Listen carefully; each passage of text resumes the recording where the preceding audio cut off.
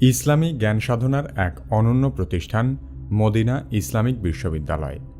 এটি সৌদি আরবের মদিনায় অবস্থিত একটি পাবলিক বিশ্ববিদ্যালয়।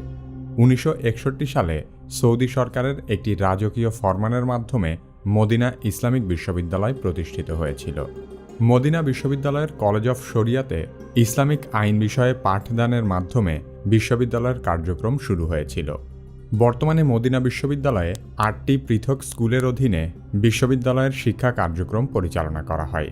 এর মধ্যে রয়েছে কুরআন, হাদিস, শরিয়াহ, দাওয়া এবং আরবি ভাষা শিক্ষা বিষয়ক পড়াশোনা। এই বিশ্ববিদ্যালয় থেকে স্নাতক, স্নাতকোত্তর ও ডক্টরেট এই 3 শ্রেণীতে শিক্ষাদান ও ডিগ্রি প্রদান করা হয়। মদিনা বিশ্ববিদ্যালয়ে শুধুমাত্র মুসলিম পুরুষ শিক্ষার্থীরাই শিক্ষা গ্রহণ করতে পারে। পৃথিবীর প্রায় সকল দেশের 6 থেকে 7,000 শিক্ষার্থী বিশ্ববিদ্যালয়টিতে লেখাপড়া করেন। যে কোনো মুসলিম ব্যক্তি স্কলারশিপ প্রোগ্রামের মাধ্যমে এই বিশ্ববিদ্যালয়ে ভর্তি হতে পারবেন। মদিনা বিশ্ববিদ্যালয় এর সকল শিক্ষার্থীর আনুষঙ্গিক ব্যয়ভার বহন করে। আরব বিশ্বে বিশ্ববিদ্যালয়টির র্যাঙ্কিং 80 থেকে 90-এর মধ্যে ওঠানামা করে এবং সমগ্র বিশ্বে মদিনা বিশ্ববিদ্যালয়ের র্যাঙ্কিং 800-র কাছাকাছি। এই বিশ্ববিদ্যালয়ের লাইব্রেরি অত্যন্ত সমৃদ্ধ। এখানে 1.5 লক্ষেরও বেশি বই আছে। এছাড়াও এই লাইব্রেরিতে বহু প্রাচীন পাণ্ডুলিপি রয়েছে, যা ডিজিটালি কনভার্ট করা হচ্ছে। প্রতিদিন আসর থেকে ঈশার নামাজের সময় ছাত্রদের মসজিদে নববীতে যাওয়া আসার জন্য বিশ্ববিদ্যালয়ের পক্ষ থেকে বাস সার্ভিস প্রদান করা হয়। ইসলামী বিশ্বে অবদান রাখা অনেক পণ্ডিত ব্যক্তি মদিনা বিশ্ববিদ্যালয়ের ছাত্র। তাদের মধ্যে সবচেয়ে জনপ্রিয় হলেন কানাডার লেখক ও ইসলামী চিন্তাবিদ বিলাল ফিলিপস এবং জিম্বাবুয়ের প্রধান মুফতি, শিক্ষাবিদ ও বক্তা মুফতি মেনক।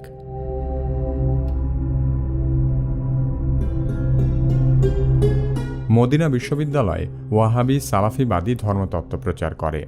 সালাফ শব্দের শাব্দিক অর্থ পূর্বপুরুষ, আর ব্যবহারিক অর্থে ইসলামের প্রথম যুগের মানুষগণ, অর্থাৎ সাহাবি, তাবেঈ ও তাবে তাবেঈগণ, যাদের ব্যাপারে রাসূল সাল্লাল্লাহু আলাইহি সাল্লাম বলে গেছেন তারা হলেন উম্মতদের মধ্যে শ্রেষ্ঠ উম্মত, আর সালাফদের অনুসারীগণই হল সালাফি।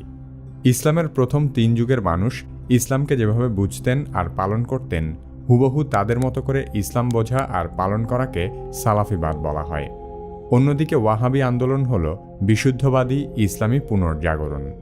সালাফি পণ্ডিত মুহাম্মদ ইবনে আব্দুল ওয়াহাব, ইবনে তাইমিয়া এবং আহমদ ইবনে হাম্বলের শিক্ষায় উদ্বুদ্ধ হয়ে ওয়াহাবি আন্দোলন শুরু করেন।